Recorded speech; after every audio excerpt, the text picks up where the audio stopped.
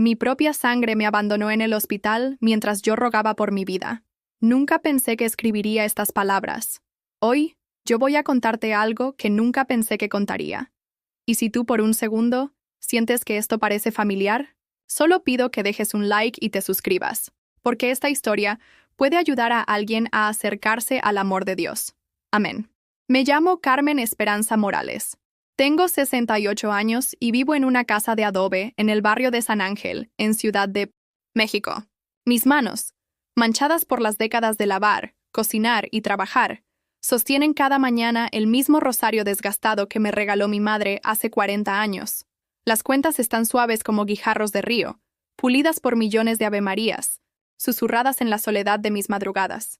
El olor a café de olla y canela llena mi cocina desde las 5 de la mañana. Es mi ritual sagrado. Preparo el desayuno para mis 3 hijos. Roberto, de 45 años, que vive en el cuarto de atrás con su esposa Marisol. Leticia, de 42, soltera, maestra de primaria que regresa a casa cada noche más amargada que la anterior. Y mi niño menor, Javier, de 38 años, divorciado, con 2 hijos que solo me visitan cuando necesitan dinero para la escuela. Mi casa huele a santoral y a sueños rotos. En las paredes cuelgan retratos del Sagrado Corazón de Jesús, la Virgen, de Guadalupe, y fotos familiares donde todos sonreímos como si fuéramos felices. Pero las sonrisas de esas fotografías amarillentas son mentiras que el tiempo no logra borrar. Cada mañana, mientras el agua hierve en mi estufa vieja que funciona a gas, leo el Evangelio del día en mi Biblia de pasta azul, regalo de mi primera comunión. Las páginas están amarillas, los bordes deshilachados, pero las palabras de Jesús siguen siendo mi único consuelo cuando el silencio de esta casa se vuelve tan pesado que me ahoga. Roberto trabaja de taxista en turnos nocturnos. Llega a las 6 de la mañana, huele a cigarro y cansancio, come lo que le sirvo sin mirarme a los ojos, y se va a dormir hasta las 3 de la tarde. Su esposa Marisol limpia casas en las lomas y regresa con historias de las familias ricas para las que trabaja, siempre quejándose de que nosotros no tenemos lo que ellos tienen, como si fuera mi culpa que esta familia esté quebrada por dentro. Leticia enseña a niños de primaria, pero odia su trabajo. Dice que los niños de ahora no tienen respeto, que los padres no se involucran, que el sistema educativo está podrido. Cada tarde llega con el rostro tenso, se sienta en el sillón de la sala a ver telenovelas, y cuando le pregunto cómo estuvo su día, me responde con monosílabos, como si mi curiosidad fuera una molestia. Y Javier, mi bebé Javier, se casó, joven, tuvo 2 hijos hermosos, Sebastián de 12 años y Valeria de 9, pero su matrimonio se desmoronó cuando perdió el trabajo en la fábrica de textiles. Su exesposa se llevó a los niños al Estado de México, y ahora él vive conmigo, trabajando de vez en cuando en la construcción, gastando el poco dinero que gana en cerveza y en apuestas de fútbol que nunca le salen bien. Yo trabajo limpiando oficinas en un edificio del centro histórico. 3 veces por semana tomo el metro línea 3 hasta Valderas. Camino 15 minutos por calles llenas de vendedores ambulantes que gritan ofertas de tacos, elotes y churros. Llego al edificio a las 6 de la tarde, cuando las oficinas se vacían y las luces fluorescentes me esperan como fantasmas blancos. Limpio escritorios de gente que gana más en una semana de lo que yo veo en 3 meses. Mientras paso la aspiradora por esas alfombras que jamás pisaré como invitada, mientras limpio inodoros de ejecutivos que nunca sabrán mi nombre, rezo. Rezo por mis hijos, por mis nietos, por la salud, por el dinero que siempre falta, por la paz que esta familia perdió hace tantos años que ya no recuerdo cuándo fuimos verdaderamente felices. Este martes 14 de octubre, algo cambió para siempre. Era una tarde gris, de esas que en octubre anticipan las lluvias fuertes. Yo estaba preparando pozole rojo para la cena, el mismo que les gustaba a mis hijos cuando eran pequeños y me abrazaban cuando llegaba del trabajo. Removía la olla con la cuchara de madera, esa que heredé de mi suegra, cuando sentí una punzada en el pecho que me cortó la respiración. No fue un dolor normal. Fue como si una mano invisible me hubiera apretado el corazón con fuerza.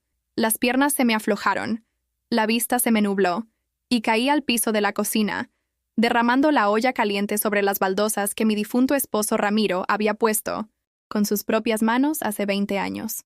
Roberto estaba durmiendo en su cuarto. Leticia había salido a comprar materiales para la escuela.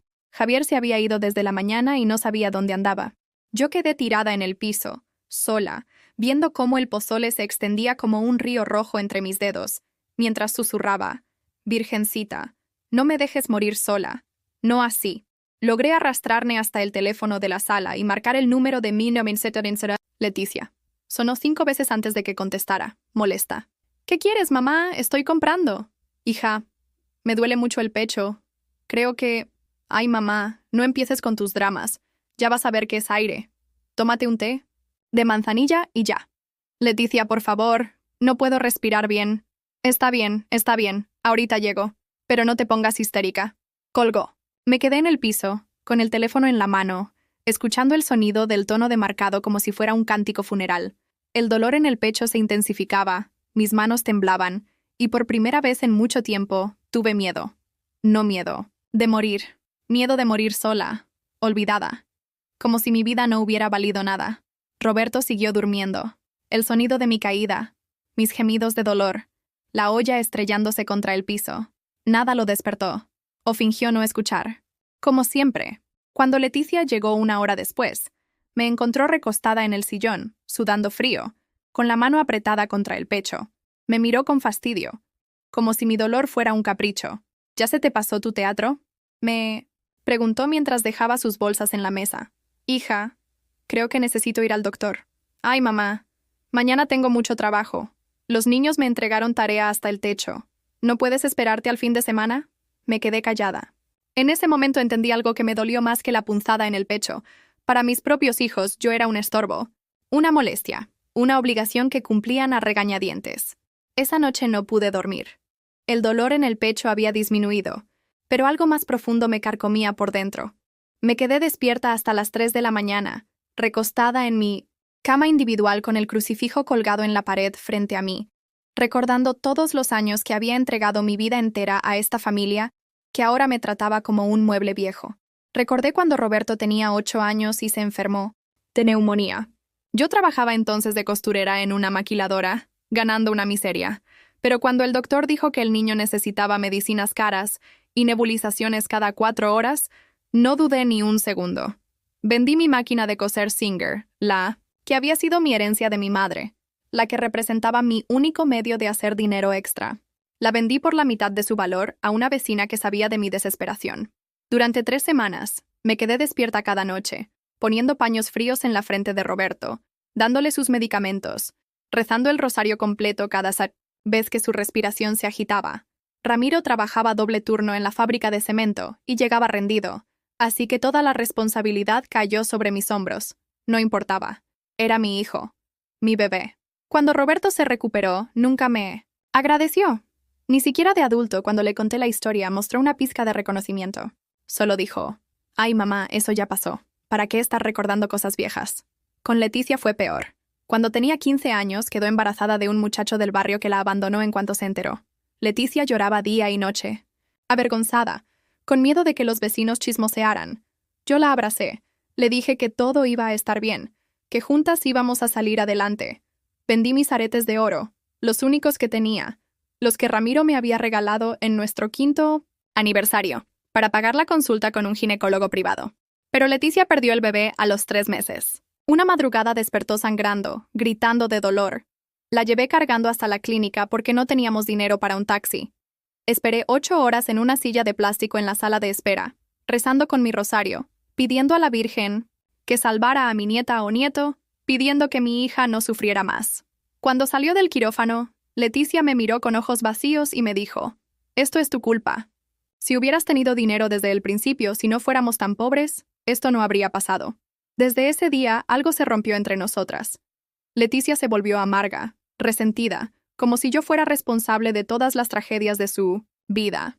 Y Javier, mi bebé Javier, cuando se casó con Patricia, yo les di todos mis ahorros para el enganche de su casa. 8 años de guardar peso sobre peso, de negarme cualquier gusto, de usar la misma ropa hasta que se deshilachara, de comer frijoles y tortillas cuando otros compraban carne, 80,000 pesos que había escondido en una lata de café detrás, de los trastes, mi única seguridad para la vejez. «Es un préstamo, mamá», me dijo Javier con su sonrisa de niño bueno. «En 2 años te pagamos todo con intereses».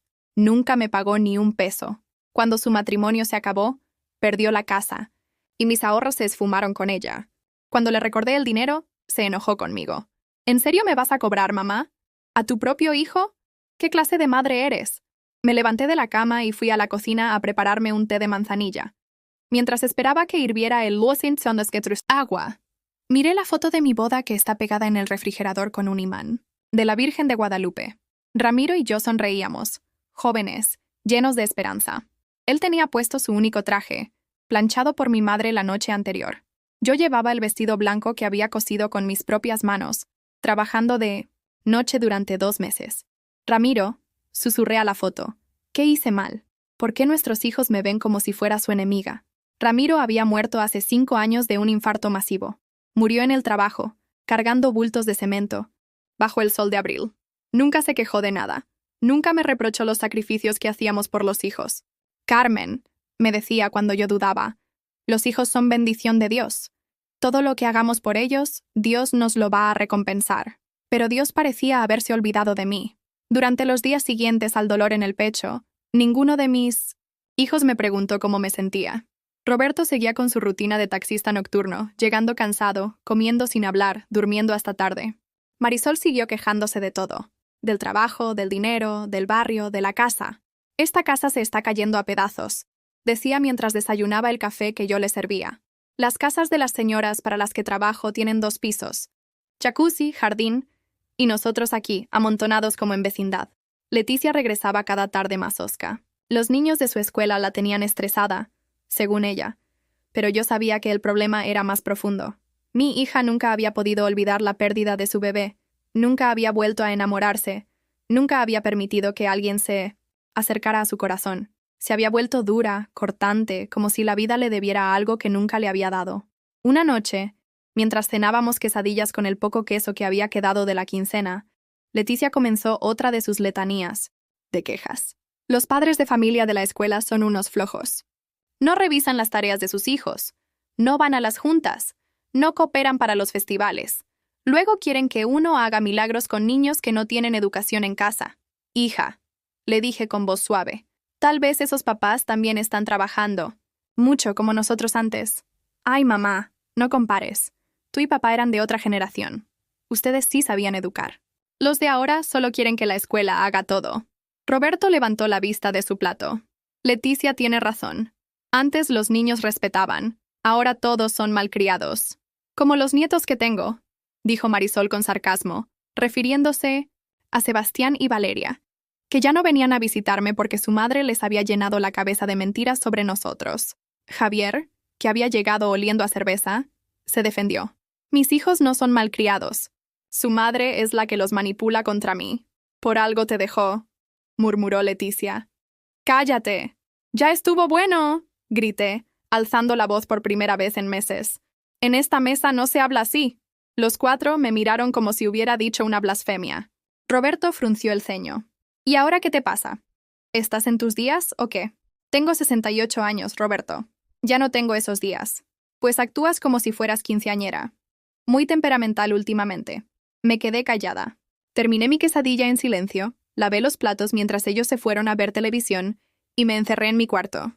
Abrí mi Biblia en el libro de Job y leí: Desnudo salí del vientre de mi madre, y desnudo volveré allá. El Señor dio y el Señor quitó. Bendito sea el nombre del Señor. Pero esa noche, por primera vez en mi vida, no pude decir bendito sea. Por primera vez, sentí que Dios me había abandonado tanto como mis hijos. Al día siguiente, viernes por la mañana, fui a trabajar a las oficinas del centro. Mientras limpiaba el escritorio del licenciado Martínez, un abogado especialista en divorcios, encontré una revista abierta en un artículo sobre síndrome del nido vacío.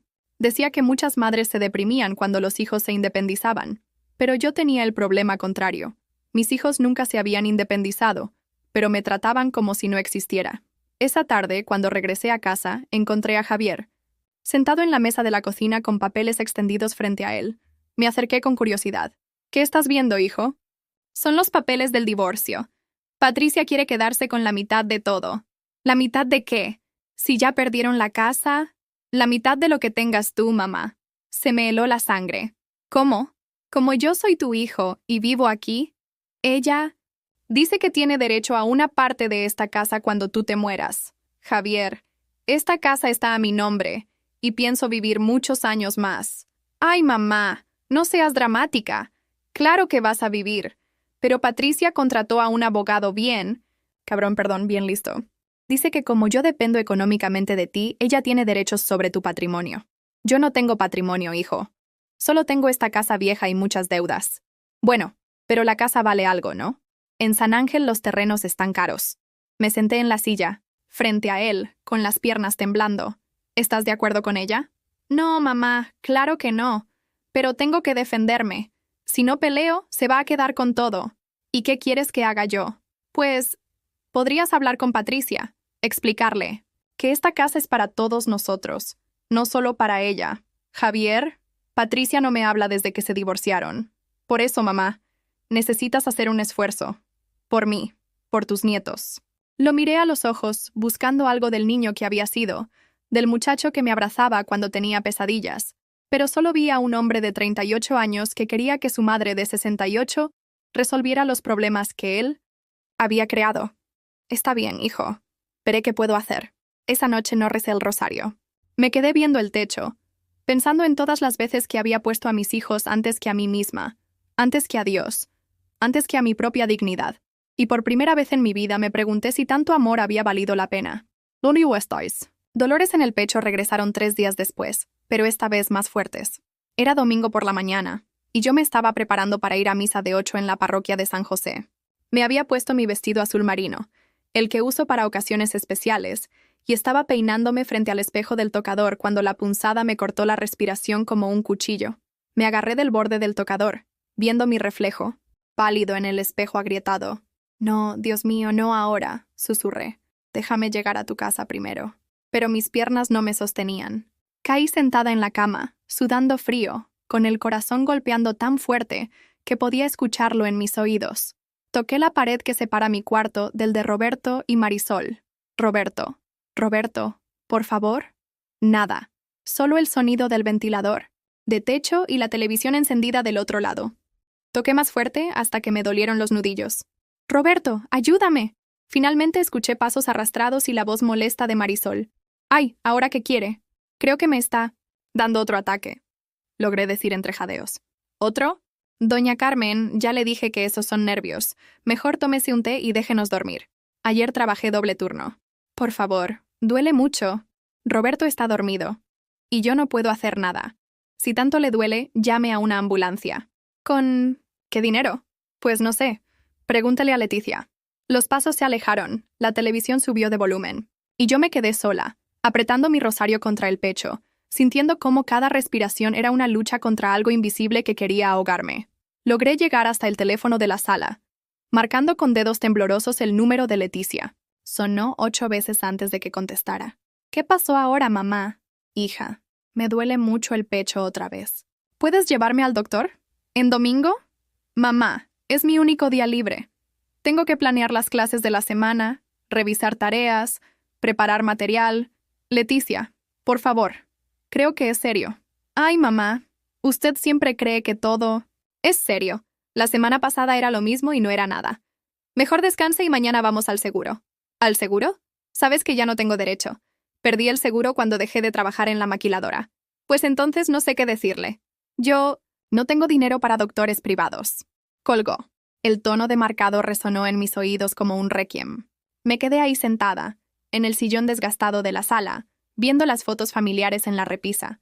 Roberto en su primera comunión, Leticia en su graduación de la normal, Javier cargando a Sebastián recién nacido. Todos sonriendo. Todos. Felices. Todos mintiendo. El dolor se intensificó. Cerré los ojos y comencé a rezar. Padre nuestro que estás en los cielos, santificado sea tu nombre. Pero las palabras se me atragantaban. Por primera vez en mi vida, las oraciones no me consolaban. Se sentían vacías, como si las estuviera gritando a un cielo sordo. Javier llegó al mediodía, oliendo al alcohol y con los ojos rojos. Se había quedado toda la noche en una cantina del mercado de Medellín, jugando dominó y apostando dinero que no tenía. ¿Qué haces ahí sentada con esa cara de velorio? Me preguntó mientras se dirigía a la cocina. Me duele el pecho, hijo. Llevo así desde la mañana. Ah, sí. Roberto me contó. Dice que ya es pura maña. ¿Maña? Sí, que como está aburrida, inventa dolores para que la pelemos. Me quedé helada. ¿Roberto dijo eso? No te enojes, mamá. Él dice que las viejitas siempre hacen eso, que es normal. Yo no soy una viejita, Javier. Soy tu madre. Ay, ya sabes cómo habla Roberto. No lo tomes en serio. Pero yo sí lo tomé. En serio. Porque en esas palabras estaba la verdad que había estado evitando. Para mis propios hijos, yo era solo una viejita problemática, no la mujer que había sacrificado su vida entera por ellos. Esa tarde no fui a misa. Me quedé en casa, viendo cómo mis hijos vivían sus vidas como si yo fuera invisible. Roberto se levantó a las 3, desayunó los huevos que le preparé, se bañó y se fue al trabajo sin preguntarme cómo me sentía. Marisol planchó su uniforme para el lunes mientras veía una telenovela en la cocina, comentando lo estúpida que era la protagonista por perdonar a su marido infiel.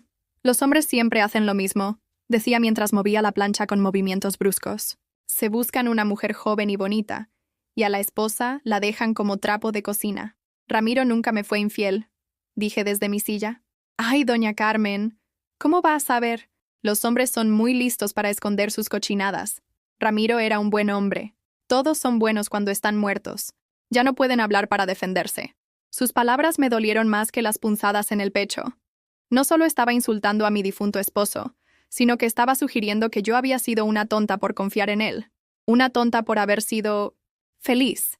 Leticia llegó en la noche con una bolsa de exámenes por calificar. Se sentó en la mesa del comedor, rodeada de papeles, suspirando cada 5 minutos. Estos niños no aprenden, murmuraba mientras ponía palomitas rojas en las hojas. Les explico 1000 veces las tablas de multiplicar y siguen sin entender. ¿Quieres que te ayude?, le pregunté. Yo era buena en matemáticas cuando iba a la escuela. Me miró como si hubiera dicho algo ridículo. Mamá, usted estudió hasta 3º de primaria. Las matemáticas de ahora son diferentes. Pero las tablas de multiplicar son las mismas de siempre. No, no son iguales. Ahora se usan métodos modernos que usted no entendería. Mejor déjeme trabajar en paz. Me fui a la cocina a preparar la cena, mientras picaba cebolla para los frijoles. Las lágrimas que rodaban por mis mejillas se mezclaban con las que provocaba la cebolla. Era la excusa perfecta. Nadie preguntaría por qué estaba llorando. Esa noche, mientras calentaba tortillas en el comal, escuché una conversación que me partió el alma. Roberto había llegado del trabajo y estaba hablando con Marisol en su cuarto, pero sus voces se escuchaban claramente en la cocina.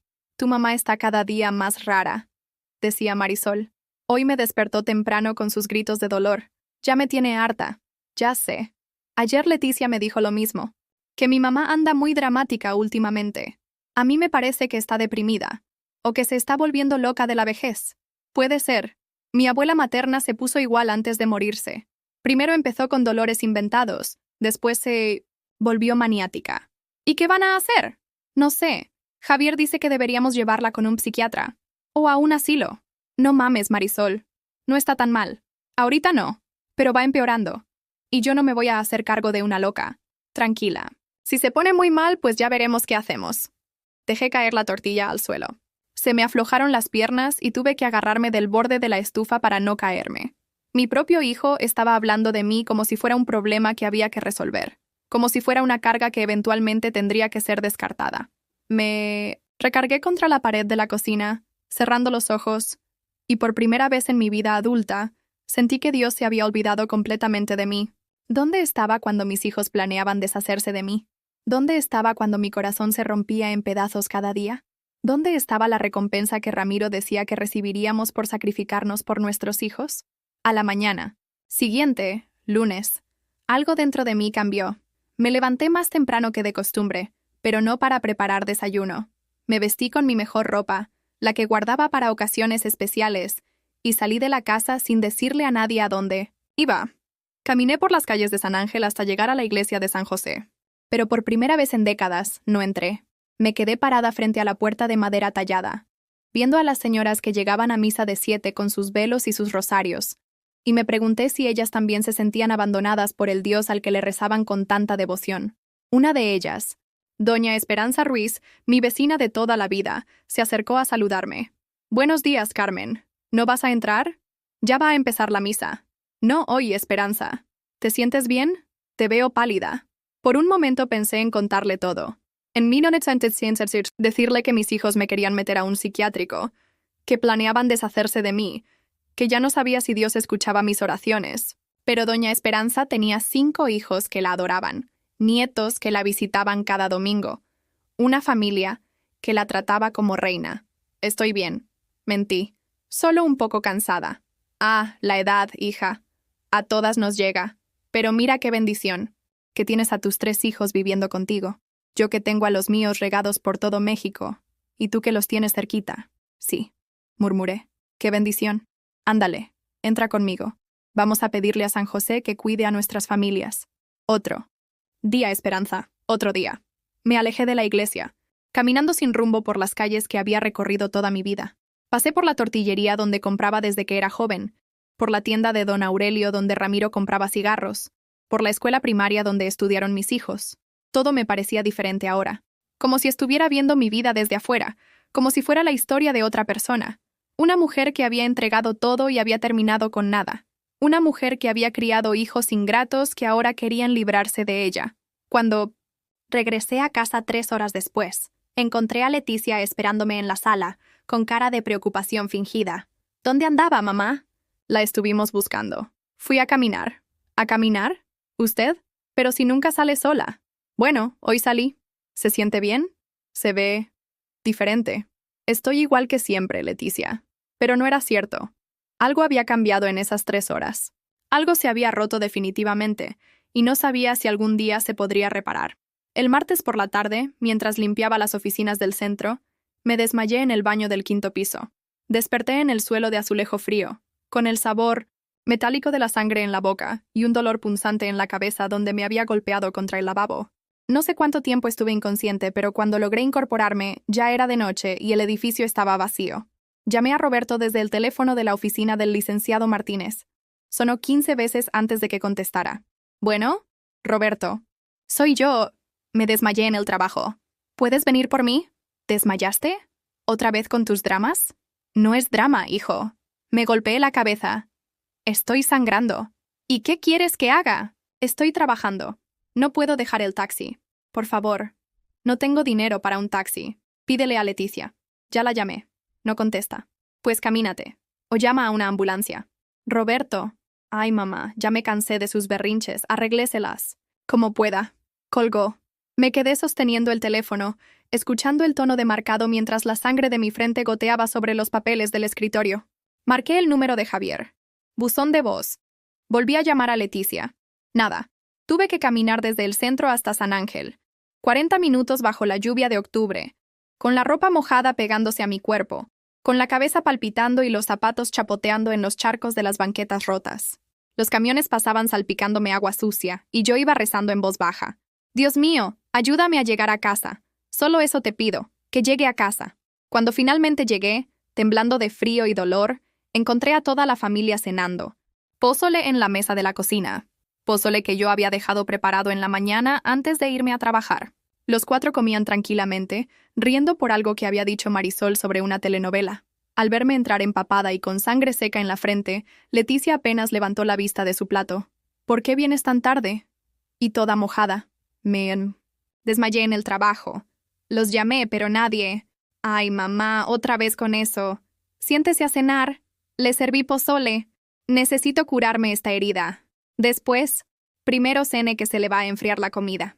Me quedé parada en el marco de la puerta, chorreando agua sobre el piso que yo había trapeado esa mañana, viendo a mi familia comer la comida que yo había preparado, mientras me trataban como si fuera una molestia que había llegado tarde a su fiesta. En ese momento supe que ya no me quedaba nada de la mujer que había sido. La Carmen que creía en el amor incondicional, la que pensaba que los sacrificios por los hijos siempre valían la pena, la que confiaba en que Dios premiaba a las madres devotas. Esa mujer había muerto en el piso de un baño de oficina, sola y olvidada. Al día siguiente, miércoles, llegó la gota que derramó el vaso. Patricia, la exesposa de Javier, tocó la puerta a las 10 de la mañana, acompañada de un hombre en traje que se presentó como su abogado. Venían a evaluar la propiedad para el proceso de divorcio. «Buenos días, doña Carmen», me dijo Patricia con esa sonrisa falsa que siempre usaba conmigo. «Lamento molestarla, pero necesitamos ver la casa». ¿Ver la casa? ¿Para qué? El abogado, un hombre joven con lentes y aire de superioridad, sacó unos papeles de su portafolio. «Señora Morales, su hijo Javier tiene dependencia económica de usted. lo cual establece un derecho patrimonial que debe ser evaluado en el proceso de división de bienes matrimoniales. No entiendo. Esta casa es mía. Sí, señora, pero su hijo ha vivido aquí durante todo su matrimonio sin pagar renta. Eso constituye un beneficio económico que debe ser cuantificado. Patricia se paseaba por la sala como si fuera dueña, señalando defectos. Mira, licenciado, las paredes están cuarteadas. El techo tiene manchas de humedad. Los muebles están muy viejos. Están evaluando para bajar el precio, murmuré. Así es, doña Carmen, confirmó el abogado sin el menor pudor. Entre más deteriorada esté la propiedad, menos valor tendrá para efectos de la división. Pero, ¿Javier está de acuerdo con esto? Patricia sonrió con malicia. Javier quiere que esto se resuelva rápido. Él también está cansado de esta situación. En ese momento llegó Javier, como si hubiera estado esperando afuera. Al verlo entrar, sentí que el último pedazo de mi corazón se hacía polvo. Hijo, ¿tú sabías de esto? Javier no pudo mirarme a los ojos. Mamá, es lo mejor para todos. El abogado dice que si vendemos la casa y dividimos el dinero, yo puedo empezar de nuevo. Y usted puede irse a vivir con Roberto o con Leticia. ¿Vender la casa? ¿Mi casa? Técnicamente, interrumpió el abogado, la casa tiene un valor aproximado de 800,000 pesos. Si se liquida el patrimonio, la señora Patricia tendría derecho a una cuarta parte, que serían 200,000 pesos. ¿Una cuarta parte de mi casa? Es la ley, señora. Me senté en el sillón donde había amamantado a mis 3 hijos, donde había velado a Ramiro durante su último día de vida, donde había rezado miles de rosarios pidiendo por la felicidad de esta familia, que ahora quería robarme lo único que me quedaba. Javier, dije con una voz que ya no reconocía como mía, esta casa la compramos tu papá y yo en 1985. Trabajamos doble turno durante 5 años para pagarla. En esta casa naciste tú, aquí diste tus primeros pasos. Aquí te cuidé cuando tuviste varicela. Ay, mamá, ya no se ponga sentimental, son solo ladrillos y cemento. ¿Solo ladrillos y cemento? Sí, es una casa vieja en un barrio que ya no está tan bien. Con lo que saquemos, usted puede comprar un departamentito más pequeño, más fácil de mantener. Patricia agregó con crueldad. Además, doña Carmen, usted ya está grande. ¿Para qué quiere una casa tan grande? Ya no puede mantenerla bien. Yo mantengo esta casa perfectamente. No, señora, dijo el abogado revisando sus papeles. Tengo reportes de que la propiedad necesita reparaciones mayores. Impermeabilización, instalación eléctrica, plomería.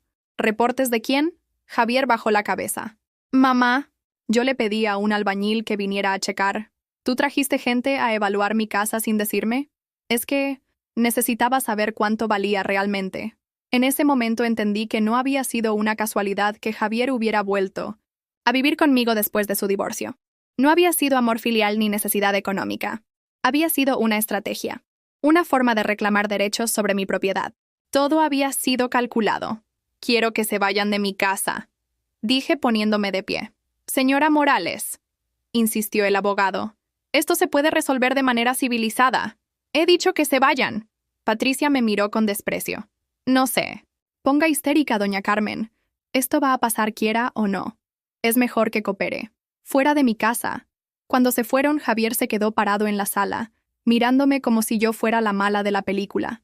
Mamá, solo trate de entender. ¿Entender? ¿Qué? ¿Que mi propio hijo me quiere quitar mi casa? No la quiero quitar, solo compartir. Esta casa no se comparte, Javier. Es mía. La pagué con el sudor de mi frente y las lágrimas de mis ojos. Ay, mamá. Siempre tan dramática. Nadie se va a quedar en la calle. Ah, ¿no? ¿Y dónde voy a vivir cuando vendan mi casa? Ya, le dije. ¿Con Roberto o con Leticia? ¿Y ellos están de acuerdo? Javier se quedó callado. En su silencio estaba mi respuesta. Esa noche llamé a Roberto para contarle lo que había pasado. Su reacción me terminó de hundir. ¿Y qué quiere? ¿Qué haga yo, mamá? Que me apoyes. Que le digas a tu hermano que esto está mal. Pues, no sé. Tal vez Javier tiene razón. Esta casa es muy grande para usted sola. No estoy sola. Ustedes viven aquí. Sí, pero no para siempre. Marisol y yo estamos ahorrando para nuestro departamento. ¿Se van a ir? ¿Algún día? Sí. Y Leticia también. Ella quiere independizarse. ¿Y yo qué? Pues, ya veremos. Tal vez sea mejor vender y que cada quien agarre su parte. ¿Su parte? ¿De qué parte hablas, Roberto? Pues, somos sus hijos. Algún día esto iba a ser nuestro, ¿no? Me quedé sin palabras. Mi hijo de 45 años estaba hablando como si yo ya estuviera muerta, como si mi casa fuera su herencia que él podía reclamar cuando se le antojara. Roberto, yo todavía estoy viva. Sí, mamá, pero ya está grande, y nosotros tenemos que pensar en nuestro futuro. ¿Y mi futuro? Su futuro es estar tranquila, sin preocupaciones. Con la venta de la casa puede comprarse algo pequeñito y ya no va a tener que trabajar limpiando oficinas. Yo no quiero algo pequeñito, yo quiero mi casa. Ay, mamá, está bien, ya hablaremos después. Marisol me está esperando para cenar. Colgó.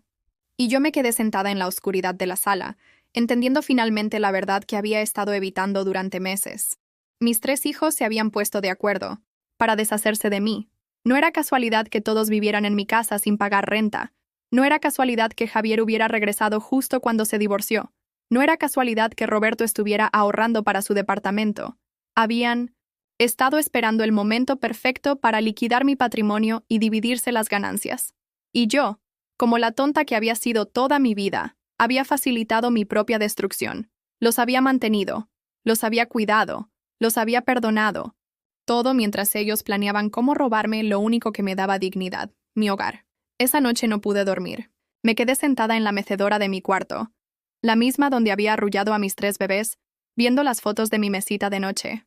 Ramiro en su uniforme de trabajo, los niños en sus primeras comuniones, cumpleaños felices, navidades, alegres.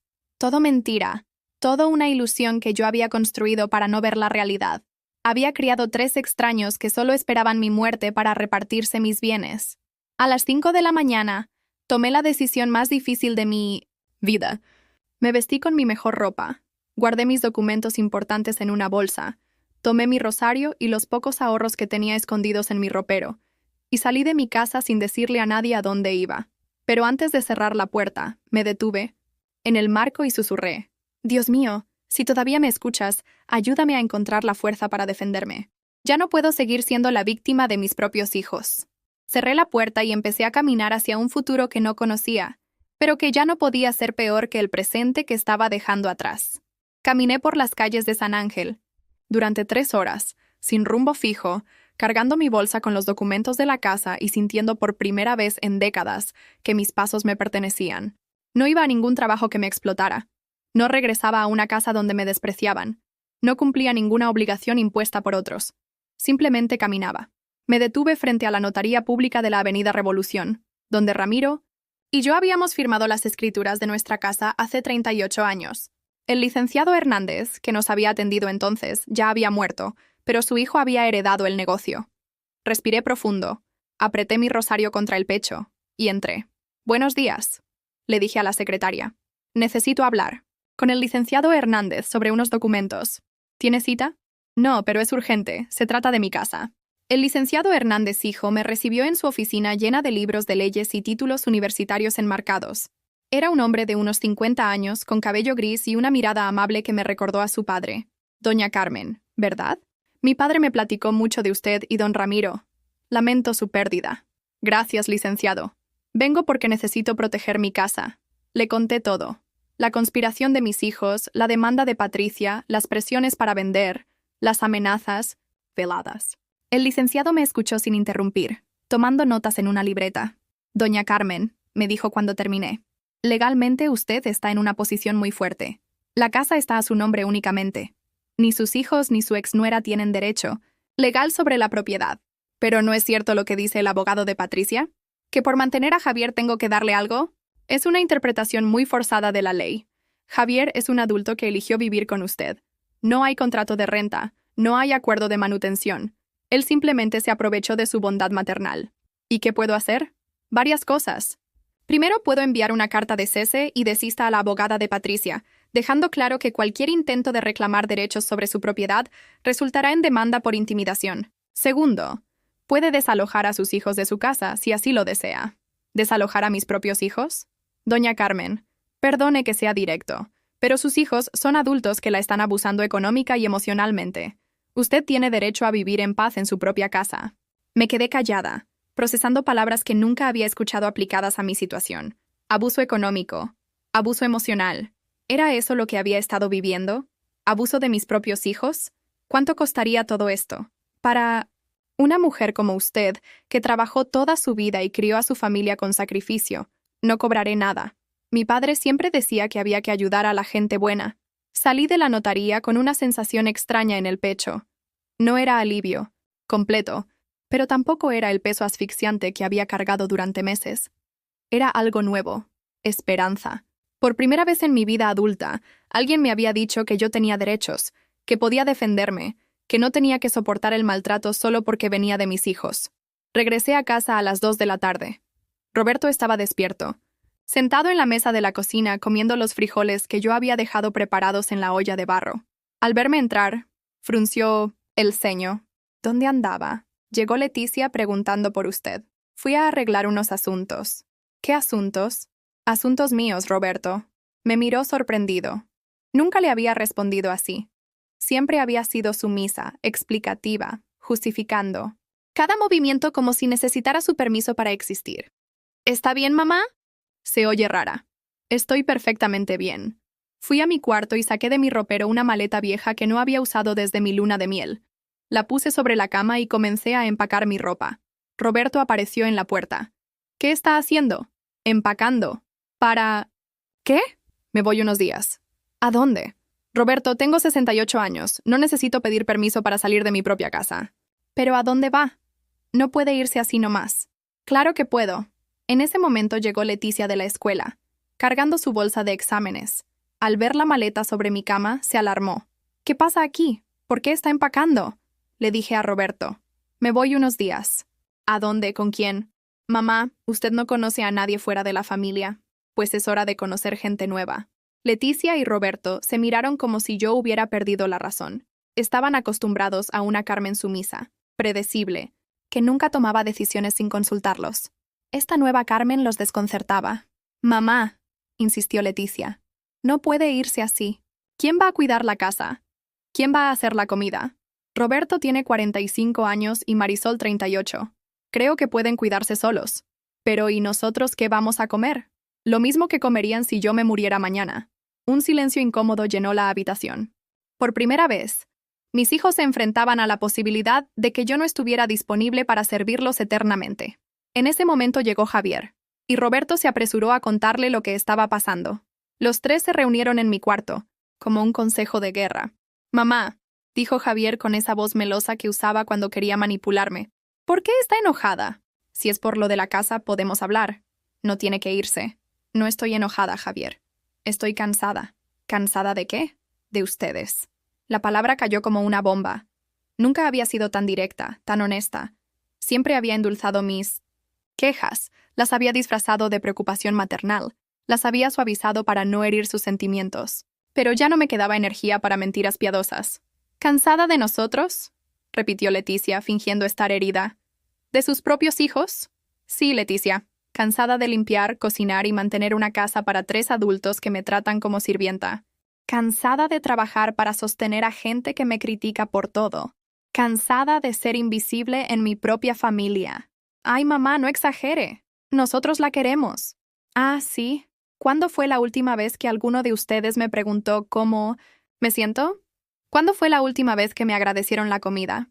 ¿Cuándo fue la última vez que me trataron como persona y no como la empleada doméstica? Ninguno pudo responder. ¿Y cuándo? Continué, sintiendo que las palabras salían como agua de una presa rota. ¿Cuándo fue la última vez que me llamaron solo para saludarme, sin necesitar algo? ¿Cuándo fue la última vez que me abrazaron? ¿Sin que fuera mi cumpleaños? ¿Cuándo fue la última vez que me pidieron mi opinión sobre algo importante en sus vidas? El silencio se alargó. Roberto fue el primero en hablar. Mamá, si hay problemas, los podemos resolver hablando. No tiene que irse. Los problemas no se resuelven hablando cuando la otra parte no quiere escuchar. Y ustedes llevan años sin escucharme.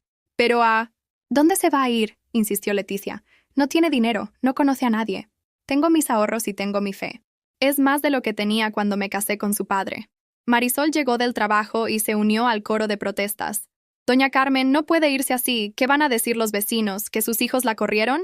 Los vecinos van a decir la verdad, que me fui porque quise. ¿Pero cuándo va a regresar? Preguntó Javier. No lo sé. Tal vez nunca. No puede decir eso. Claro que puedo. Esta es mi vida, y yo decido qué hacer con ella. Cerré la maleta y la bajé de la cama. Mis hijos se quedaron parados como estatuas, viendo cómo su madre sumisa se transformaba en una mujer que tomaba decisiones sin pedir permiso. Antes de irme, les dije mientras caminaba hacia la puerta, quiero que sepan algo. El abogado me confirmó que esta casa es completamente mía. Ni Patricia ni ustedes tienen derecho legal sobre ella, así que pueden dejar de hacer planes para venderla.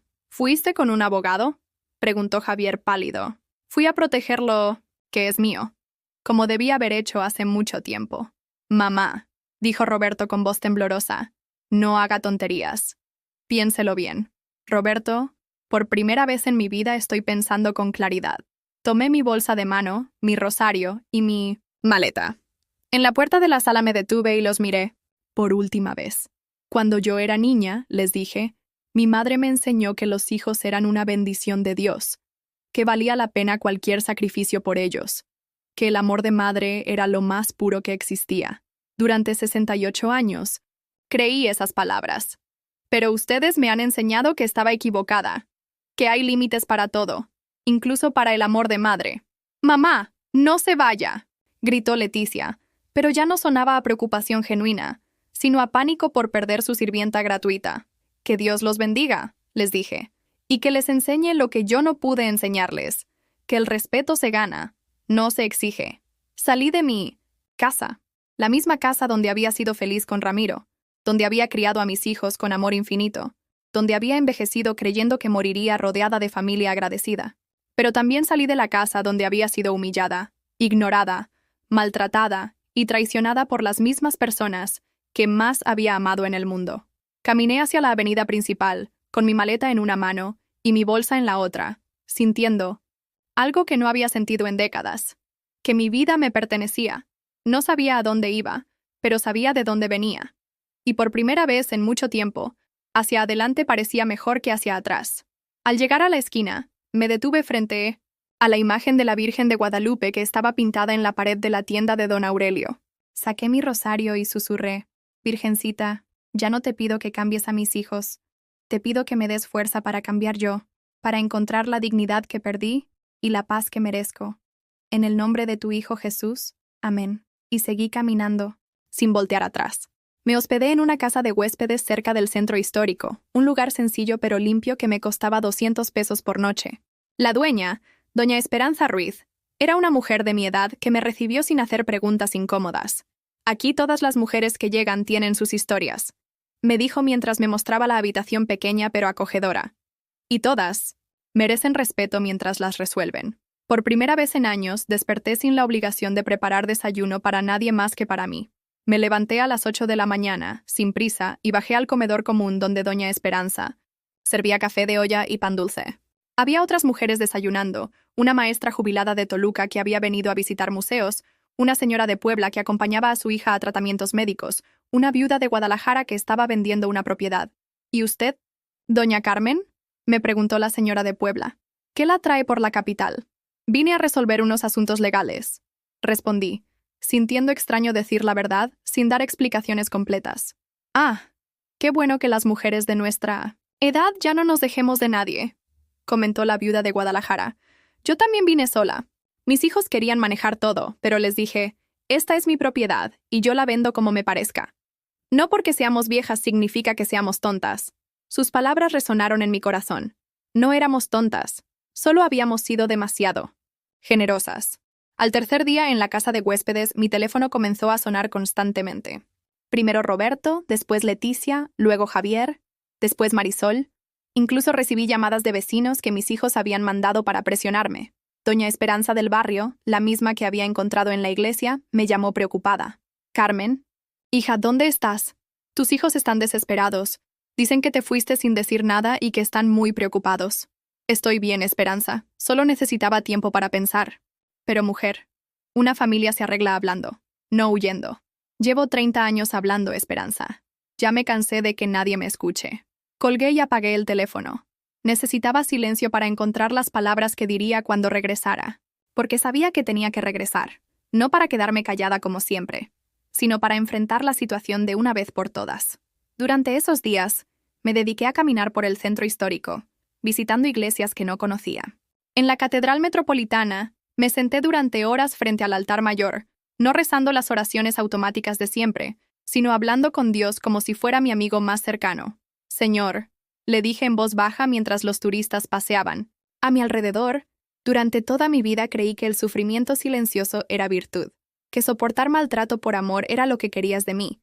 Pero si tú mismo expulsaste a los comerciantes del templo cuando no respetaron tu casa, ¿por qué yo tengo que permitir que no respeten la mía? En la iglesia de San Francisco, encendí una veladora por mis hijos, no para pedirle a Dios que los cambiara, sino para pedirle que me diera sabiduría para manejar la situación sin odio en mi corazón. En la Basílica de Guadalupe, donde fui en metro desde el centro, me hinqué ante la imagen de la Virgen y le pedí que me ayudara a ser fuerte sin ser cruel, firme sin ser vengativa. Al quinto día, tomé la decisión. Era hora de regresar, pero no como la Carmen que se había ido. Regresaría como la Carmen que había descubierto en esos días de soledad, una mujer completa, con derecho a la dignidad y al respeto. Llegué a mi casa el sábado por la mañana.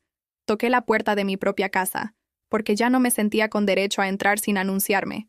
Roberto abrió, con cara de alivio mezclado con resentimiento. Mamá, por fin. Estábamos preocupadísimos.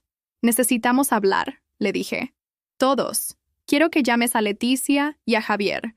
Les doy 1 hora para que estén aquí. ¿1 hora? Pero Leticia fue al mercado y Javier está... 1 hora, Roberto. Si no están, aquí, me vuelvo a ir. Y esta vez no regreso. Mi tono era tranquilo pero firme. Roberto me miró como si no me reconociera, pero asintió y empezó a hacer llamadas. A las 11 de la mañana, los 4 estaban sentados en la sala. Roberto, Marisol, Leticia y Javier. Yo me senté en la silla de mi comedor, no en el sillón donde siempre me acomodaba. Quería estar a su altura, no hundida en cojines que me hacían sentir pequeña.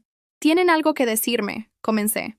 «Mamá», empezó Leticia con voz melosa. Estábamos muy preocupados. Nos asustó mucho que se fuera así. ¿Preocupados por mí o por quién les iba a hacer la comida? Marisol se revolvió incómoda en su asiento. Doña Carmen, claro que por usted. Somos familia. ¿Ah, sí? ¿Desde cuándo me tratan como familia? Javier intentó usar su estrategia de siempre. Mamá, si hicimos algo mal, podemos arreglarlo. No tenía que irse de la casa. Javier, no hicieron algo mal. Han hecho todo mal. Durante años. El silencio cayó sobre la sala como una lápida. Por primera vez, no estaba suavizando mis palabras ni protegiéndolos de la verdad. Roberto, dije mirándolo directamente, cuando me desmayé en el trabajo y te pedí ayuda, me dijiste que me arreglara como pudiera. Cuando me golpeé la cabeza y estaba sangrando, me dijiste que eran berrinches. ¿Eso es amor filial? Roberto bajó la mirada. Mamá, estaba trabajando, estabas durmiendo, y cuando estaba sangrando en la cocina, seguiste durmiendo. Leticia, continué sin darle tiempo de responder. Cuando te pedí ayuda para ir al doctor, me dijiste que no era tu día libre. Cuando quise ayudarte con los exámenes, me dijiste que era muy ignorante para entender. ¿Así se trata a una madre? Mamá, yo estaba estresada. Has estado estresada durante 20 años. Leticia, y durante 20 años he sido tu saco de box. ¿Y tú, Javier? Mi voz se quebró ligeramente, pero no de tristeza sino de decepción. Trajiste abogados a evaluar mi casa sin decirme. Planeaste venderla y quedarte con el dinero. La casa que tu padre y yo pagamos con nuestro sudor. Mamá, ¿no es así? ¿No? Entonces, ¿cómo es, Javier? ¿Por qué no me explicas cómo planeas resolver tu divorcio sin robarme mi casa? Javier se quedó callado. No tenía respuesta porque sabía que yo tenía razón. Y tú, Marisol, dije volteándome hacia mi nuera, vives en mi casa sin pagar renta, comes mi comida, usas mis servicios y me has dicho en mi cara que soy una carga, que debería estar en un asilo. Yo nunca... Lo dijiste. Roberto y tú hablaron de meterme a un psiquiátrico. Pensaron que no los escuché. El ambiente se volvió tenso. Habían sido descubiertos en todas sus mentiras y manipulaciones. Ahora, continué, incorporándome para hablar desde una posición de autoridad. Así van a ser las cosas de ahora en adelante. Roberto y Marisol tienen 30 días para encontrar su propio lugar. No los estoy corriendo con maldad, pero necesitan independizarse. Mamá, protestó Roberto, no tenemos dinero ahorrado. Entonces trabajen más. Marisol puede conseguir más casas que limpiar. Tú puedes manejar más turnos. Es lo que cualquier pareja adulta haría. Leticia, continué. Puedes quedarte mientras busques tu departamento, pero vas a pagar renta, vas a hacer tu propia comida y vas a lavar tu propia ropa. Yo ya no soy tu sirvienta. ¿Me va a cobrar? Renta a su propia hija. Leticia, tienes 42 años y ganas un salario de maestra. Es ridículo que no pagues por vivir aquí. Y Javier, mi voz se volvió más firme. Tú tienes dos opciones. O consigues trabajo estable y pagas pensión por tus hijos como debe ser, o te vas de mi casa hoy mismo.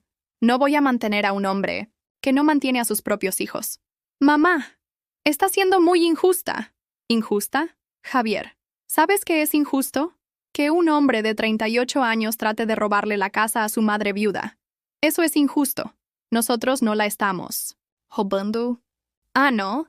Entonces, ¿por qué trajiste abogados? ¿Por qué evaluaste mi casa a mis espaldas? ¿Por qué Patricia tiene papeles con el valor de mi propiedad?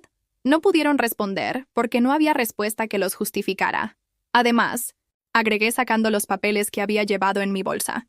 El licenciado Hernández ya envió una carta a la abogada de Patricia. Le dejó muy claro que si sigue molestando con reclamaciones sobre mi casa, la vamos a demandar por intimidación y extorsión. Javier se puso pálido. ¿Contrataste un abogado? Contraté al mejor abogado que conocía, el mismo que me ayudó a comprar esta casa hace 38 años. Mamá, dijo Roberto con voz temblorosa, ¿de verdad nos va a correr? No los estoy corrando, Roberto. Los estoy ayudando a crecer. A los 45 años ya es hora de que tengas tu propia casa. ¿Y si no podemos? Entonces aprenderán, como aprendí yo cuando me casé con su padre sin tener nada. Leticia se levantó del sillón furiosa. No puedo creer que nos esté haciendo esto. Somos sus hijos. Precisamente porque son mis hijos es que los estoy educando. Debí hacerlo hace 20 años. Esto es crueldad. Leticia, le dije poniéndome de pie. ¿Sabes qué es crueldad? Ignorar a tu madre cuando se está muriendo de dolor. Burlarse de ella cuando pide ayuda. Planear robarle su casa. Eso es crueldad. Usted nos está abandonando. No los estoy abandonando. Los estoy liberando de una madre que los mantuvo demasiado tiempo como niños. Y me estoy liberando de hijos que me trataron como sirvienta. Marisol se levantó también, arrastrando a Roberto del brazo. Vámonos, Roberto. Tu madre se volvió loca. No me volví loca, Marisol. Me volví sabia. Cuando estaban en la puerta, Roberto se volteó hacia mí. Mamá, ¿de verdad va a hacer esto? Roberto, le dije con la voz más tranquila que había usado en toda la conversación.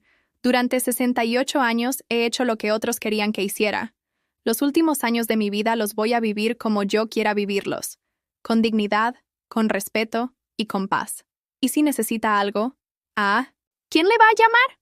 ¡Adiós, Roberto! Como debía haber hecho desde el principio. Se fueron dejando la puerta abierta. Javier se quedó unos minutos más, intentando una última manipulación. Mamá, yo sé que usted me quiere. No puede hacerme esto. Te quiero, Javier. Por eso, te estoy enseñando que las acciones tienen consecuencias. Tu padre y yo nunca te enseñamos eso. Y mira cómo resultaste. ¿Qué voy a hacer? ¿A dónde voy a ir? No lo sé, hijo, pero ya no es mi problema resolverlo. Cuando finalmente se fue, me quedé sola en mi sala, viendo el desorden que habían dejado. Cojines tirados, vasos sucios en la mesa, un ambiente cargado de resentimiento y frustración. Pero por primera vez en años, el desorden no me molestó. Era el desorden de una batalla ganada, no de una vida desperdiciada. Me hinqué frente a la imagen del Sagrado Corazón que colgaba en mi pared y susurré: «Gracias, Señor, por darme la fuerza que no sabía que tenía. Perdónalos porque no saben lo que hicieron, y ayúdame a no odiarlos por lo que sí sabían que estaban haciendo». Cerré la puerta con llave, algo que nunca había hecho mientras mis hijos vivían conmigo, y por primera vez en décadas, mi casa se sintió como mi hogar. Los primeros días después del confronto fueron como despertar de un sueño de 40 años. Me levantaba cuando mi cuerpo me pedía descanso, no cuando el reloj marcaba las 5 de la mañana. Desayunaba sentada en mi mesa, saboreando cada sorbo de café sin prisa por servir a otros. Leía mi Biblia en voz alta, algo que nunca había hecho porque siempre había alguien viendo televisión o quejándose del ruido. Roberto y Marisol se llevaron sus cosas el segundo fin de semana. Roberto intentó un último recurso emocional, cuando vino por sus pertenencias. «Mamá, Marisol está embarazada», me dijo mientras cargaba una caja con sus herramientas. «Va a ser su primer nieto. ¿De verdad quiere que nazca sin conocer a su abuela?» Me detuve en el marco de la puerta, sintiendo por un momento la tentación de ceder, de abrir mis brazos y decir que podían quedarse. Pero entonces recordé las conversaciones sobre meterme en un asilo, las burlas sobre mis dolores, los planes para vender mi casa. Roberto, le dije con voz serena, si Marisol está embarazada, es una razón más para que ustedes maduren y aprendan a ser independientes. Un bebé necesita padres responsables, no adolescentes eternos que viven con la abuela.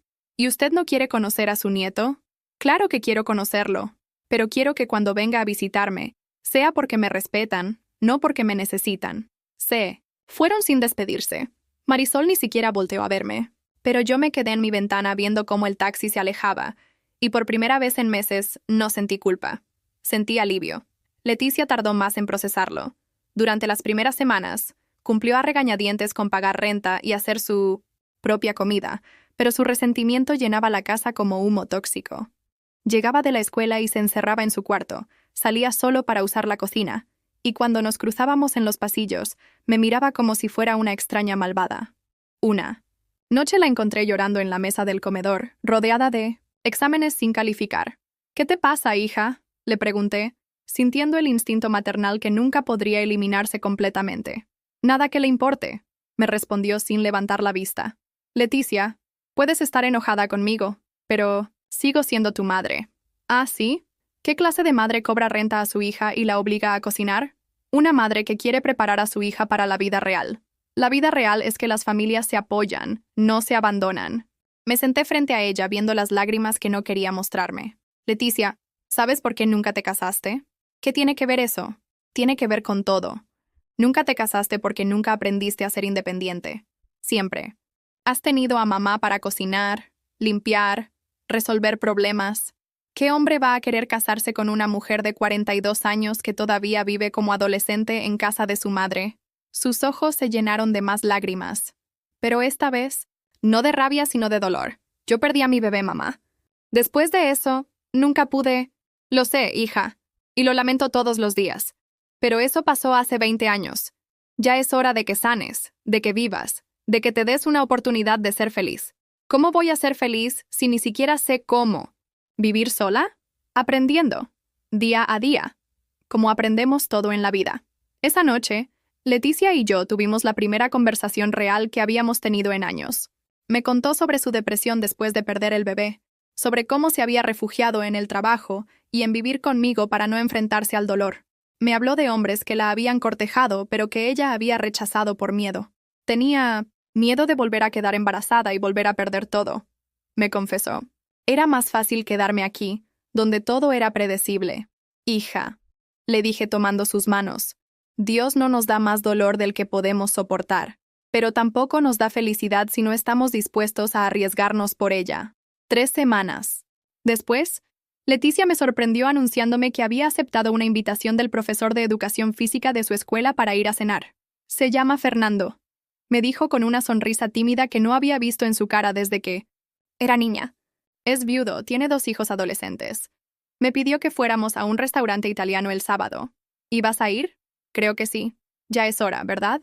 La abracé, sintiendo que por primera vez estaba recuperando a mi hija, no como la adulta, amargada que había vivido conmigo, sino como la mujer que podía ser.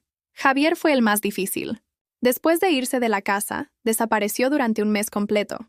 No contestaba llamadas, no mandaba mensajes. Me enteré por Sebastián, mi nieto de 12 años, que su papá estaba viviendo con un amigo en Nesa y trabajando en una construcción. Sebastián me llamó un domingo por la tarde, llorando. Abuela, mi papá dice que usted ya no lo quiere. Claro que quiero a tu papá, Sebastián, pero a veces amar significa dejar que las personas aprendan a cuidarse solas. ¿Es verdad que lo corrió de la casa? No lo corrí, mi amor. Le dije que tenía que trabajar y ser responsable, como todos los papás. Mi mamá dice que usted se volvió mala. El comentario me dolió, pero no me sorprendió. Patricia había encontrado la manera perfecta de vengarse. Usar a mis nietos en mi contra. Sebastián, ¿tú qué piensas? ¿Crees que tu abuela es mala? No sé. Usted siempre me dio dulces y me abrazó cuando lloraba. Sigo siendo la misma abuela, Sebastián. Lo que cambió es que ya no voy a permitir que los adultos me falten al respeto. ¿Puedo ir a visitarla? Cuando quieras, mi amor. Mi casa siempre estará abierta para mis nietos. Pero Patricia se encargó de que esa visita nunca llegara. Bloqueó mi número del teléfono de los niños y les prohibió verme.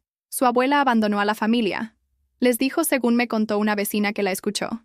Ya no es de confianza. La soledad que siguió fue diferente a la que había sentido viviendo con mis hijos. Esa soledad había sido amarga, llena de resentimiento por estar rodeada de gente que me ignoraba.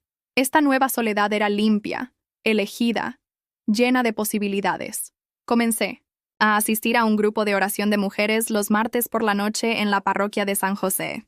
El grupo se llamaba Mujeres de Fe y estaba compuesto por viudas, divorciadas, madres solteras y mujeres como yo que habían decidido reconstruir sus vidas después de los 50. La coordinadora era una mujer de 70 años llamada Socorro, que había criado 6 hijos sola después de que su esposo las abandonara. Cuando mis hijos crecieron, nos contó en mi primera reunión, pensé que se quedarían conmigo para agradecerme todo lo que había hecho por ellos. Pero uno a uno se fueron, formaron sus familias, y yo me quedé esperando visitas que nunca llegaban. Un día entendí que mi error había sido vivir para ellos en lugar de vivir con ellos. Había olvidado que yo también tenía derecho a una vida propia. Sus palabras resonaron en mi corazón como campanas de catedral. Durante 40 años había vivido para mis hijos, sacrificando mi identidad, mis sueños, mis necesidades. Nunca había aprendido a vivir con ellos como individuos independientes. En el grupo, aprendí cosas que nunca nadie me había enseñado. Que amar no significaba soportar maltrato, que ser buena madre no significaba ser esclava, que tener fe no significaba ser víctima, que Dios quería que sus hijas fueran felices, no mártires. Jesús echó a los mercaderes del templo, nos recordó Socorro una noche mientras leíamos Mateo 21:12. No los bendijo por estar ahí, no. Oró para que cambiaran. Los echó porque estaban profanando su casa sagrada. A veces nosotras tenemos que echar las cosas que profanan la casa sagrada de nuestro corazón. Esas palabras se convirtieron en mi nuevo mantra. Mi corazón era un templo sagrado, y ya no iba a permitir que nadie lo profanara con desprecio, manipulación o crueldad. A los 3 meses de vivir sola, tomé una decisión que habría sido impensable un año antes. Me inscribí en clases de baile de salón en el Centro Cultural de San Ángel. Siempre había querido aprender a bailar, pero Ramiro había dicho que era una pérdida de tiempo, y después mis hijos habían dicho que era ridículo que una señora de mi edad quisiera bailar. El primer día llegué temblando de nervios, vestida con mi mejor falda y mis zapatos más cómodos.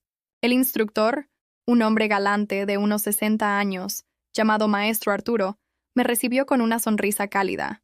¿Primera vez?, me preguntó mientras me ayudaba a encontrar mi lugar en el salón. Primera vez en muchas cosas, le respondí.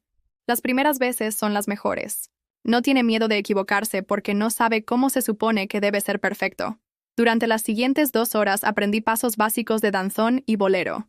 Mis pies se equivocaron 1000 veces. Me reí como no me había reído en años. Y cuando terminó la clase me sentía 10 años más joven. Muy bien para hacer su primera clase, me felicitó el maestro Arturo. ¿Viene la siguiente semana? Vengo todas las semanas. Le respondí con una seguridad que me sorprendió a mí misma. En esas clases conocí a Remedios, una viuda de 65 años que se había inscrito después de que sus hijos le dijeron que ya era hora de salir de su luto.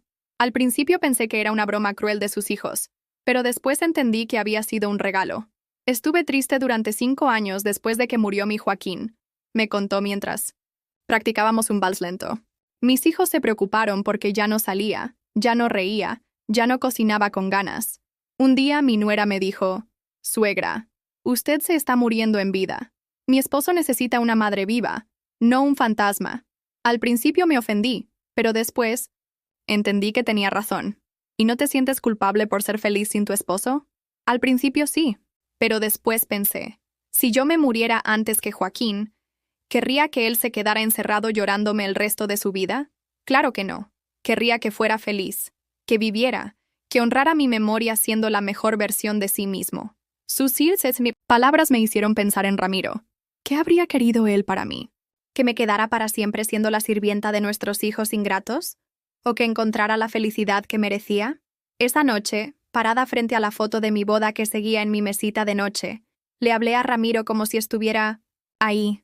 «Amor mío», le susurré, «creo que ya es hora de que viva la vida que no pude vivir mientras te cuidaba y después mientras cuidaba a nuestros hijos. No te estoy olvidando, te estoy honrando al ser feliz».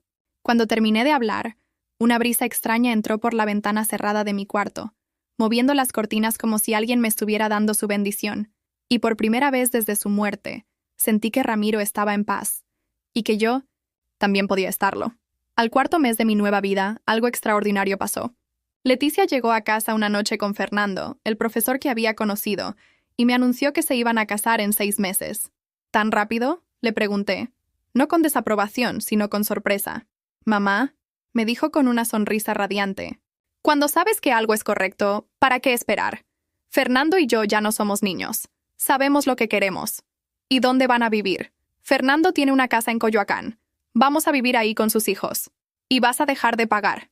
¿Renta aquí?» «Sí, mamá, pero no porque me esté escapando de usted, porque ya aprendí a vivir sola, y ahora quiero aprender a vivir acompañada de la persona correcta». La abracé, sintiendo que el ciclo se había completado. Mi hija había encontrado el amor porque había aprendido a amarse a sí misma primero. «¿Está contenta por mí?», me preguntó con los ojos brillantes. «Estoy orgullosa de ti», le respondí, «de la mujer valiente en la que te convertiste. Gracias por obligarme a crecer, mamá. No fue fácil, pero era necesario». Esa noche, mientras Leticia empacaba sus cosas para irse a vivir con Fernando, me arrodillé frente a mi imagen del Sagrado Corazón y dije la oración más sincera de mi vida. «Gracias, Señor, por enseñarme que el amor verdadero a veces significa dejar ir. Gracias por darme la fuerza para soltar a mis hijos para que pudieran volar. Y gracias por enseñarme que nunca es demasiado tarde para que yo también aprenda a volar». Por primera vez en décadas, me sentí completamente en paz con mis decisiones. Había perdido hijos dependientes, pero había ganado hijos que estaban aprendiendo a ser adultos. Y más importante, me había encontrado a mí misma. Un año después de aquel día en que salí de mi casa con una maleta y mi dignidad, me desperté en mi cama sintiendo algo que no había experimentado en décadas: paz completa. No era la paz del conformismo o la resignación, sino la paz de quien sabe que está viviendo exactamente como debe vivir. Mi casa se había transformado tanto como yo. Ya no olía a tristeza acumulada, sino a flores frescas que compraba cada viernes en el mercado de San Ángel. Las paredes que antes parecían absorber mis lágrimas silenciosas, ahora reflejaban luz dorada que entraba por ventanas que mantenía abiertas todo el día. Mi sala, donde antes me sentaba como una reina destronada, esperando audiencia de hijos ingratos, ahora era el lugar donde recibía a mis nuevas amigas del grupo de oración y las compañeras de baile. La mesa del comedor, donde había servido miles de cenas en silencio mientras mis hijos se quejaban de todo, ahora era el escenario de tertulias dominicales donde Socorro, Remedios y otras mujeres del grupo veníamos a compartir recetas, historias de vida y planes para nuestros futuros que ya no parecían tan limitados por la edad. «Carmen», me dijo Socorro un domingo mientras tomábamos café de olla en mi cocina, «te ves 10 años más joven que cuando llegaste al grupo». «Me siento como si hubiera nacido de nuevo», le respondí, y era la pura verdad. Remedios, que se había convertido en mi confidente más cercana, añadió: «Es que encontraste tu propósito. Ya no vives para complacer a otros. Vives para honrar a Dios siendo la mejor versión de ti misma». Tenía razón. Durante 68 años había creído que mi propósito era sacrificarme por otros hasta desaparecer. Pero ahora entendía que Dios me había puesto en esta tierra para ser Carmen Esperanza Morales, no para ser la sombra de mis hijos o la sirvienta de mi familia.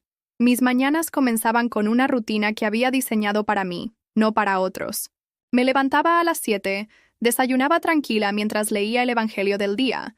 Después salía a caminar por el parque de San Jacinto, donde había descubierto que los domingos se instalaba un pequeño mercado de artesanías. Los artesanos ya me conocían y me saludaban como si fuera parte de su comunidad.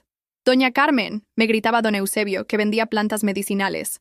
«¿Cómo está mi alumna de baile favorita?», porque toda la gente del barrio sabía de mis clases de danzón. Al principio me daba pena que me vieran salir los martes y jueves por la tarde con mis zapatos de baile y mi falda de vuelo, pero ahora caminaba erguida, orgullosa de ser una mujer de 69 años que había decidido aprender algo nuevo. En 1910, las clases habían mejorado tanto que el maestro Arturo me pidió que fuera su compañera en las demostraciones para estudiantes nuevos. «Usted tiene gracia natural», me decía mientras practicábamos un bolero complicado. «Pero más importante, tiene alegría genuina, y eso no se puede enseñar». Las tardes las dedicaba a un proyecto que había comenzado 3 meses atrás: escribir las recetas de mi madre y mi abuela en un cuaderno que después quería regalar a mis nietos cuando fueran mayores, no para obligarlos a cocinar, sino para que supieran de dónde venían, cuáles eran sus raíces. Mientras escribía las instrucciones, para hacer mole poblano como lo hacía mi abuela Esperanza, Recordaba las historias que ella me contaba mientras molíamos chiles en el metate. Cocinar es rezar con las manos, me decía. Cuando cocinas con amor, alimentas el alma, no solo el cuerpo. Ahora entendía que durante todos esos años había estado cocinando con resentimiento, no con amor. Había estado alimentando cuerpos, ingratos en lugar de nutrir mi propia alma. Los domingos por la mañana iba a misa de 10 en San José, pero ya no me sentaba en la última banca como una castigada. Me sentaba en la tercera fila, participaba en los cantos, y cuando el padre Morales pedía intenciones especiales, yo levantaba la mano para agradecer públicamente por las bendiciones de mi nueva vida. Gracias, Señor, decía en voz alta para que toda la iglesia me escuchara, por enseñarme que nunca es demasiado tarde para empezar de nuevo. Los domingos por la tarde recibía la única visita familiar que realmente valoraba. Leticia venía con Fernando y sus 2 hijastros a comer. Pero ahora era diferente. Venía como invitada, no como hija que daba por hecho que su madre la iba a atender. Traía postre, ayudaba a servir, y después de comer insistía en lavar los platos. «Mamá», me dijo un domingo mientras secábamos juntas la vajilla, «quiero pedirle perdón». ¿Por qué, hija?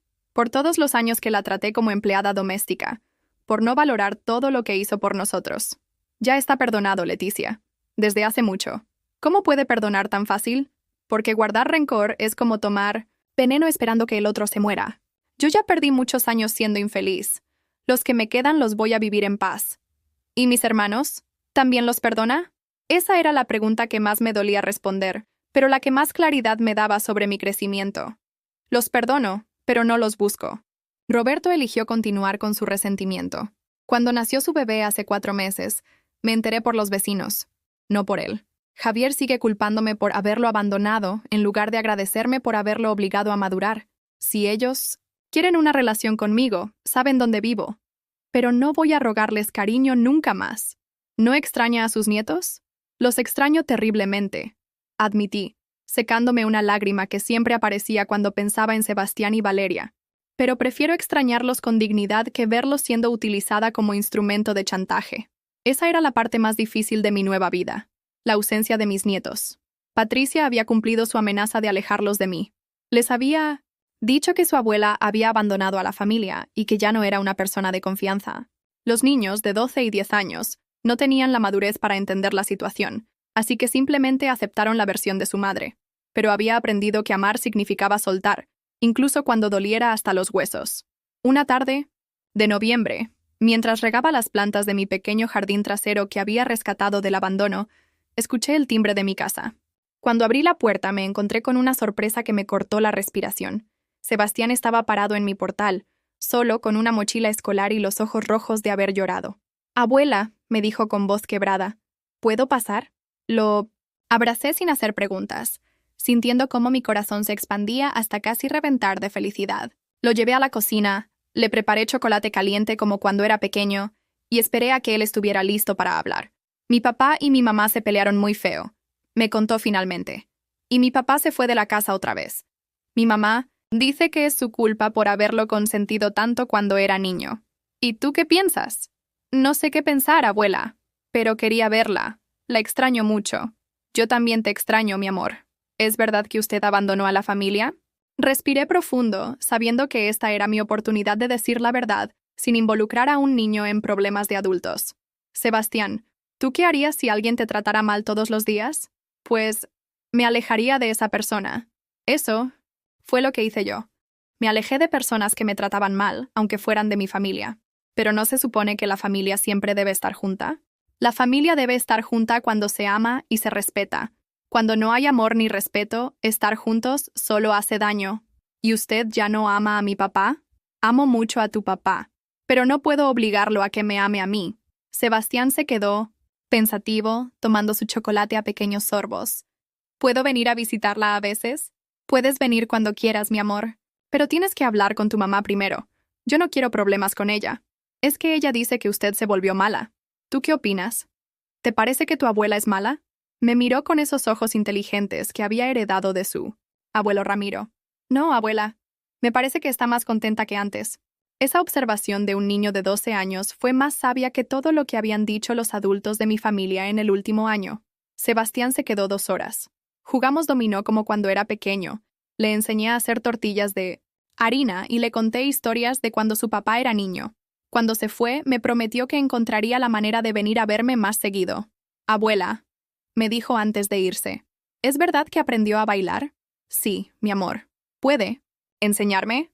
Pusimos música en mi viejo estéreo y durante 20 minutos le enseñé pasos básicos de danzón. Se reía cada vez que se equivocaba, y yo me reía con él, sintiendo que por primera vez en mucho tiempo era solo su abuela, no una víctima de circunstancias familiares complicadas. Esa noche, después de que Sebastián se fue, me senté en mi mecedora frente a la ventana que daba al jardín y reflexioné sobre el camino recorrido. Un año antes, había estado convencida de que era una mujer fracasada, una madre que había criado hijos ingratos, una viuda condenada a la soledad y el maltrato.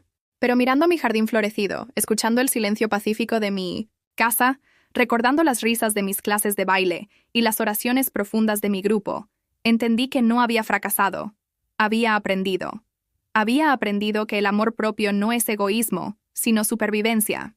Había aprendido que establecer límites no es crueldad, sino sabiduría. Había aprendido que nunca es demasiado tarde para elegir la felicidad sobre el martirio.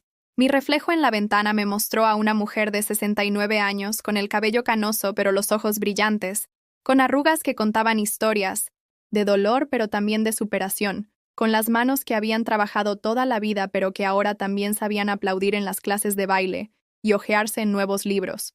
Era la misma Carmen Esperanza Morales que había nacido hace 69 años, pero era también una versión completamente nueva de mí misma. Una versión que había tardado casi 70 años en nacer, pero que había valido la pena esperar. Antes de irme a dormir, me arrodillé frente a mi imagen del Sagrado Corazón de Jesús y recé mi oración de todas las noches. Gracias, Señor, por enseñarme que tu amor nunca me abandona, aunque otros lo hagan. Gracias por darme la fuerza para elegir la dignidad sobre la comodidad. Gracias por recordarme que soy tu hija antes de ser madre de nadie. Y gracias por demostrarme que los finales pueden ser mejores que los principios cuando se viven con fe, esperanza y amor propio. Amén. Me fui a dormir en paz, sabiendo que mañana sería otro día para seguir construyendo la vida que merecía. La vida que siempre había estado esperándome, pero que había tardado tanto en reclamar. Porque al final, quien había sido usada y abandonada, había encontrado algo mejor que la gratitud ajena. Había encontrado su propia compañía, su propia fuerza y su propia felicidad. Y eso, nadie se lo podía quitar jamás. Ahora te pregunto, ¿has vivido o conoces a alguien que haya pasado por algo parecido? ¿Cómo la fe los ayudó a salir adelante? Cuéntame tu experiencia en los comentarios. Si esta historia te tocó el corazón, déjame tu like y suscríbete al canal para que este mensaje llegue a alguien que necesita escucharlo. Que Dios bendiga a todos los que han pasado por algo así. En el nombre de Jesús. Amén.